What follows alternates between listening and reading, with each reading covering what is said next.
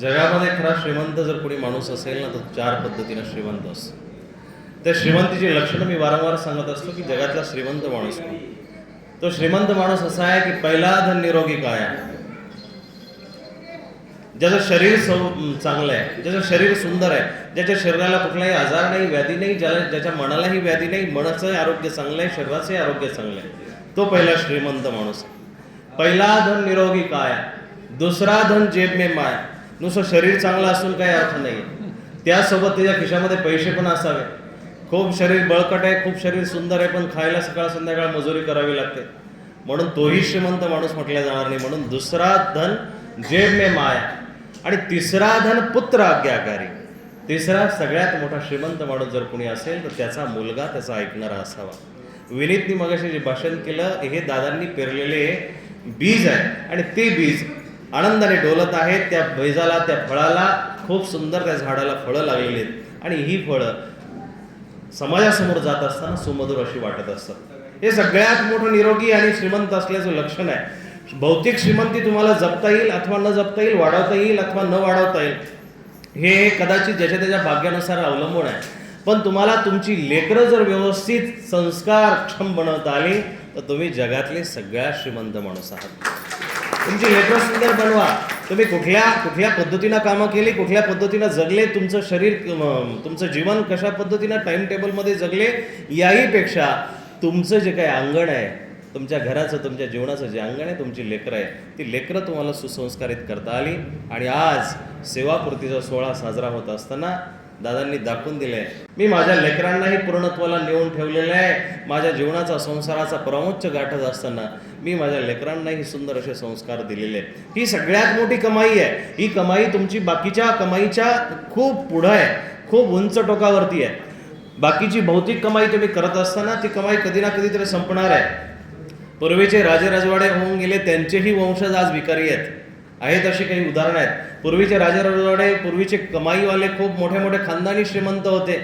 तीही माणसं आज रस्त्यावरती आहेत. त्या माणसांनाही घरासमोर घरामध्ये राहायला जागा नाही आहे. पण अशी माणसं जगामध्ये आहेत की ज्यांची लेकरं संस्कारक्षम आहेत. अशी माणसं जगामध्ये आहेत की ज्यांची लेकरं खऱ्या अर्थानं नावलौकिक कमवत आहेत. आणि नुसता हार्वर्डचं उदाहरण दिलं. हार्वर्डला गेली माणसं, युनिव्हर्सिटीमध्ये शिकली, विदेशामध्ये गेली, ती बळावता बळपंखामधले पक्षी उडून जाई त्या चिमणीच्या पिलासारखे संस्कार काही कामाचे नाही. ते विदेशात जातील, खूप मोठं नावलौकिक कमावतील, खूप मोठे पारितोषिक कमावतील, खूप मोठा आदर सत्कार असेल, खूप करोडोचं त्यांचे पॅकेज असेल.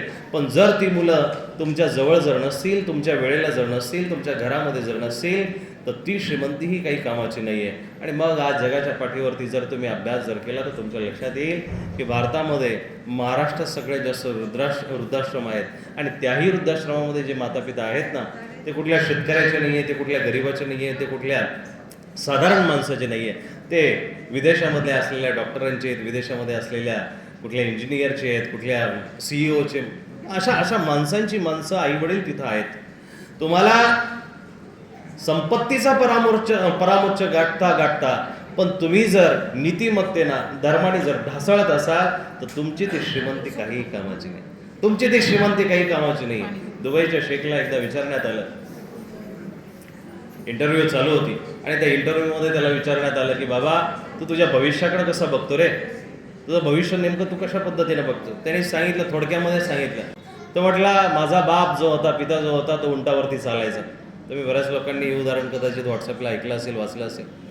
माझा बाप उंटावरती चालायचा. त्या बापाने त्याची स्वतःची गरिबी बघितली, त्याची स्वतःची सगळी परिस्थिती बघून त्यांनी खूप कष्ट केले आणि कष्टाने या दुबईसारख्या शहराची त्यांनी कल्पना केली आणि आमच्यासारख्या लेकरांना संस्कारित केलं. म्हणून आम्ही मर्सिडीजमध्ये, BMW मध्ये, ऑडीमध्ये चालतोय. आमच्या गाड्या कमीत कमी 1 कोटीच्या आहेत.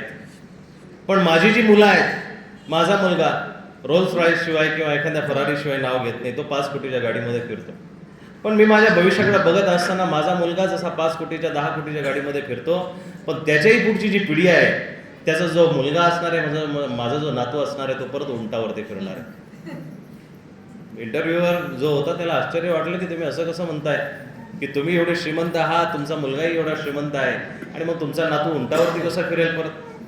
त्या माणसाने थोडक्यामध्ये सांगितलं की बाबा, माझ्या बापाला कष्टाची जाणीव होती म्हणून एवढं मोठं साम्राज्य माझ्या बापाने आम्हाला निर्माण करून दिलं, माझ्या वडिलांनी निर्माण करून दिलं. आम्हालाही कष्टाची जाणीव आहे म्हणून आम्ही या साम्राज्याला वाढवलं.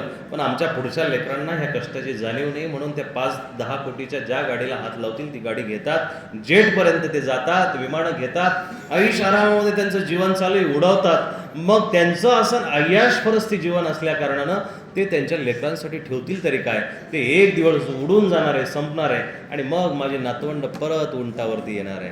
कालाय तस्मै नमा. मला वाटतं अशी पिढी आपल्याला निर्माण करायची नाही. भौतिक दृष्टीनं श्रीमंत असलेली पिढी आतून पोखरलेली आहे. नीट जर तुम्ही समाजामध्ये फिरत असाल बघाल तर भौतिक दृष्टीनं श्रीमंत सुशांत सिंग सारखा ऍक्टर जर गळफास घेतो, जर 48 वर्षाचे जे धर्मगुरू होते भैयाजी देशमुख, ते 48 वर्षाचे धर्मगुरू, अनेक लोकांना त्यांनी मोटिवेट केलं, अनेक लोकांना त्यांनी संसारापासून व्याधीपासून काढलं, तेही 48व्या वर्षी आत्महत्या करतात. IPS असलेल्या एक मुंबईमध्ये एक दही माणसाने आत्महत्या केली. जग भौतिक दृष्टीने जर बघितलं आपण तर श्रीमंत जरी असलं तरी आतून पोखरलेलं आहे. मग आतून तुम्हाला शांतता देण्यासाठी, आतून तुम्हाला स्थिरता देण्यासाठी, आतून तुम्हाला स्थैर्य प्राप्त होण्यासाठी जर काही साधन असेल तर तो म्हणजे धर्म आहे. आणि दादांनी तो धर्म खऱ्या अर्थानं जिवंत ठेवला. आज त्यांच्या मुखातून पाण्यासारखी वचनं निघत होती, पण पाण्यासारखी वचनं त्याच माणसाच्या जीवनातून निघतात आणि त्या वचनाला पालनाची सुद्धा त्याच माणसाच्या मध्ये क्रेविंग असते, कळवळ असते की जो माणूस खऱ्या अर्थानं धर्माकडे आकर्षित झालेला आहे. तुमच्या जीवनाचं सार तेच आहे दादा. तुम्ही जीवन कितीही मोठ्या पद्धतीनं जगा, कितीही मोठ्या पद्धतीनं जगा, भौतिक दृष्टीनं कधीच तुम्ही परिपूर्ण होऊ शकत नाही. भौतिक दृष्टीनं तुम्ही वेल सेटल जरी असले पण आतून जर विखरलेले असाल तर तुमच्या जीवनाला कधीच सुगंध प्राप्त होणार नाही. तुमच्या जीवनाला कधीही सोन्याची पावलं तुमच्या जीवनात उमटणार नाही. आज अंबानीसारखा एवढा श्रीमंत असलेला माणूस सकाळी उठतो, 9 वाजता उठतो, 10 वाजता ऑफिसला पोहोचतो, दिवसभर तिथंच राहतो, संध्याकाळी घरी येतो. काय कमी होते माणसाला, काय कमी आहे? आणि मग आज 8-15 दिवसापूर्वी जो माणूस एक्झिट करून गेला, जो माणूस खऱ्या अर्थानं या देशातून निघून गेला, त्याला कर्णाची तुलना दिलेली आहे. टाटांना कर्णाची तुलना याच्याकरता दिली की या बाकीच्या व्यापारी लोकांनी, बाकीच्या लोकांनी फक्त कमावण्याकडे दृष्टिकोन ठेवला, पण त्या माणसाने देण्याकडे दृष्टिकोन ठेवला. हे जगणं तुम्हाला आम्हाला जगता आलं पाहिजे. देणाऱ्याने देत जावे, घेणाऱ्याने घेत जावे, देणाऱ्याने घेणाऱ्याचे कधीतरी हात घ्यावे. जगा ना बाबांनो, देण्यामध्ये जो आनंद आहे ना.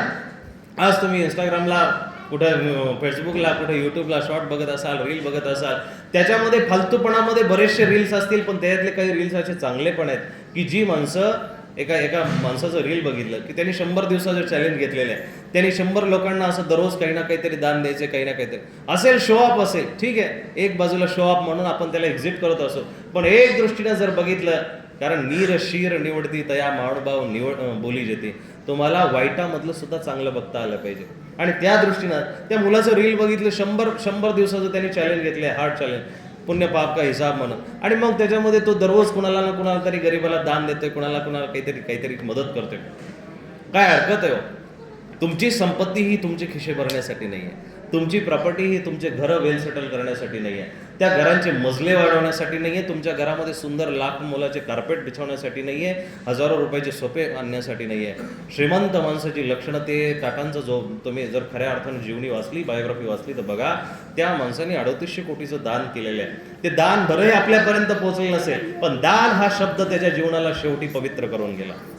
तसं आपल्याला दान करायला जमलं पाहिजे. जीवनाचा श्वास आपल्याला देता आला पाहिजे. परमात्म्याला देत चला, परमात्म्याला जीवन अर्पण करत चला. आणि मग ही सेवानिवृत्ती म्हणजे काय हो? सेवानिवृत्ती, माणूस निवृत्त कधीच होत नाही. मेला तरी माणूस तो पितृदोषाच्या रूपाने म्हणा, दुसऱ्या जन्माच्या रूपाने म्हणा, किंवा नौकऱ्याच्या रूपाने तो इथंच घुटमळत असतो. निवृत्त कधीच होत नाही माणूस मरेपर्यंत लागून राहायला पाहिजे. आणि मग फक्त जागा बदलत असतात. काय जागा बदलतात, या झाडावरून त्या झाडावर, त्या झाडावरून त्या झाडावर. ही जागा बदलण्याची भूमिका प्रत्येकाची पाहिजे. आणि मग ईश्वराचा जो स्थायी स्वभाव आहे, मूळ स्वभाव, बेसिक नेचर ज्याला म्हटलं जाईल, तो काय? ईश्वराचा बेसिक नेचर अस्थिर आहे. परमात्मा सुद्धा अस्थिर आहे. ते म्हणाल तो कसं काय अस्थिर असू शकतो, चंचल कसं काय असू शकतो? परमात्मा अस्थिर आहे दादा, म्हणून तो वारंवार अवतार घेत असतो. स्थिर जर असं त्यांनी विचारच केला नसता, तुम्ही किड्यामाकोड्यासारखं जगा, कसंही जगा, तुम्ही तुमच्या दुःखामध्ये सुखामध्ये पडा. तो अस्थिर आहे. तो जीवाच्या कळवळ्याने ह्या जगामध्ये येतो, जगामध्ये लोकांना मदत करतो, जगांना गोरगरिबांना. आणि सगळ्यात महत्त्वाचं ईश्वराचं लक्षण असं आहे की त्याला सामान्य माणसं आवडतात. काय? सामान्य माणसं आवडतात. वाक्य पूर्ण ऐका की सामान्य माणसं का आवडतात. याचं कारण असं आहे की तोही सामान्य माणसांसाठी सामान्य माणसांमध्ये जन्माला येत असतो.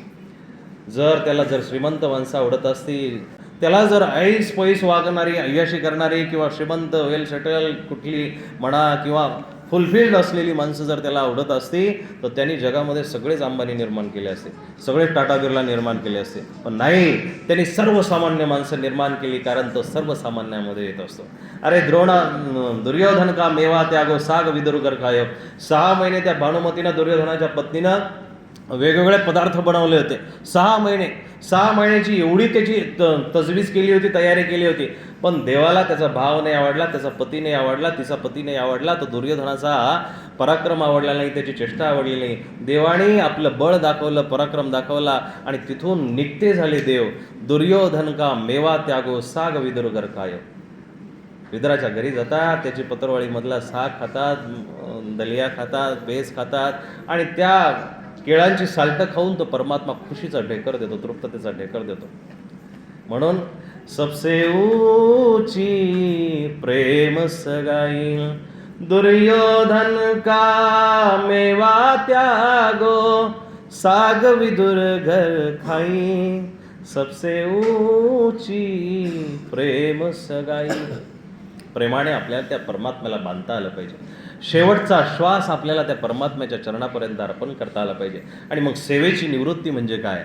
सेवेची निवृत्ती अशी आहे, भगवान परमात्मा गोपाल कृष्ण अर्जुनाला सांगतो की बाबा तुला हे नीतीचं राज्य उपभोगायचं आहे, पण ते कुठपर्यंत उपभोगायचं आहे की जोपर्यंत ह्या जगातली नीती स्थापित होत नाही तोपर्यंत जग.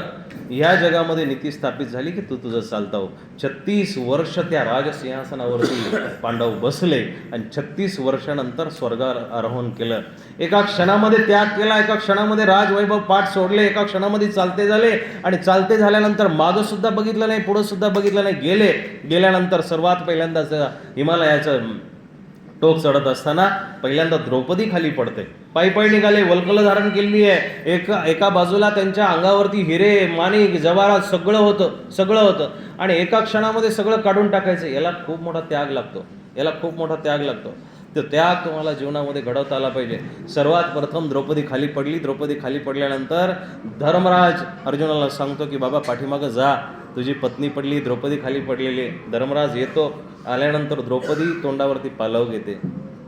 कहाणी महाभारतामध्ये कधी ऐकली असेल, परत ऐका, मला तुम्हाला त्यातलं मर्म सांगायचंय. द्रौपदी खाली पडते आणि द्रौपदी जसा अर्जुन आल्यानंतर त्या अर्जुनाला बघून पालव समोर घेते.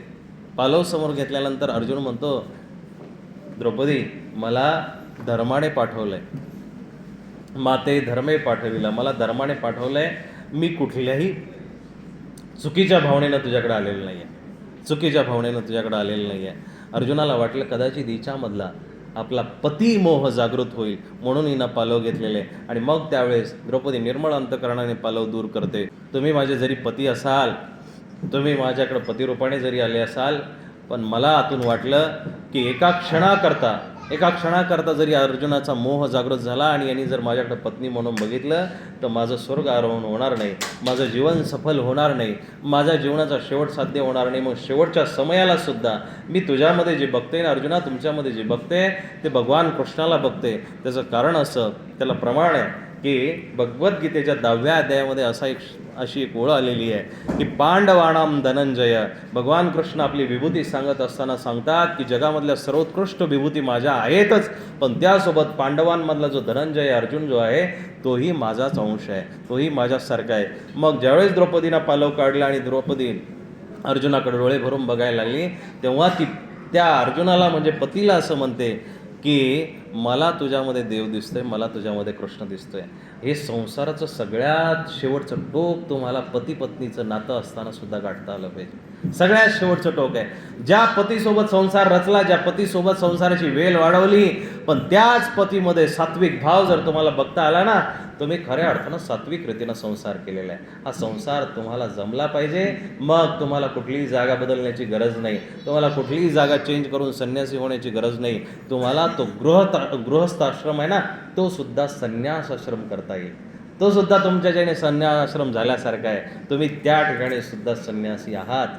खरे संन्यासी जर बघितले, मला वाटतं दादा कॉन्ट्रॅक्टर आहे तुम्ही, बिल्डर कॉन्ट्रॅक्टर खरे जर तुम्ही निरीक्षण जर केलं ना, तुमच्या साईडवरती जा आणि लक्षात घ्या, ते बिचारे जे मजूर आहे ना, ते खरे संन्यासी आहे. का ते खरे संन्यासी आहेत त्याचं कारण मी तुम्हाला सांगतो. आतापर्यंत त्यांनी करोडो रुपयाच्या बिल्डिंग बनवल्या, आतापर्यंत त्यांनी करोडो रुपयाचे बंगले बनवले, वास्तू बनवल्या, पण ते बिचारे वास्तुशांतीला सुद्धा हजर नसतात. एवढी मोठी वास्तू निर्माण केल्यानंतर त्यांच्यामध्ये यत्किंचितही असा भाव येत नाही की ही वास्तू मी बनवली आहे, ही माझी आहे. निघून जातात, बनवून निघून जातात, परत त्या वास्तूकडं बघत सुद्धा नाही. आपण त्या वास्तूला माझं माझं माझं बनवत असतो, पैसा आपल्याला लागलेला असतो, त्याही बिचाराचं श्रम लागलेलं असतं, पण 200-500 रुपये घेतो आणि निघून जातो. आपल्यालाही या समाजामध्ये, ह्या जगामध्ये असं निस्पृह जर राहता आलं ना, तर तुम्हीही संन्यासी होऊन परमात्म्यापर्यंत पोहोचू शकतात. म्हणून भगवद्गीतेचं सार जर तुम्ही बघितलं तर ते सार असं आहे, फक्त कर्म स्वच्छ करा.